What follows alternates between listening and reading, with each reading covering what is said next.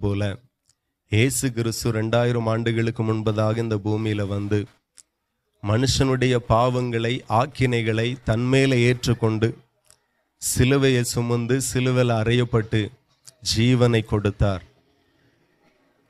நம்முடைய பாவத்திற்காக மனுஷகுமாரனாகிய இயேசு கிறிஸ்து அடிக்கப்பட்டார், இரத்தம் சிந்தினார்.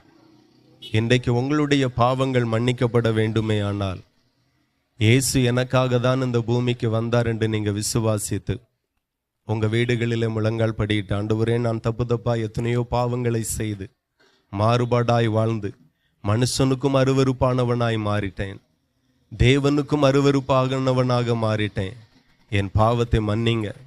இதனாலே என் குடும்பத்தில் அநேக வியாதிகள், மன உளைச்சல்கள், இளவயதின் மரணங்கள், எத்தனையோ பாவத்தினால வந்த சாபத்தினால வந்த வேதனைகள்,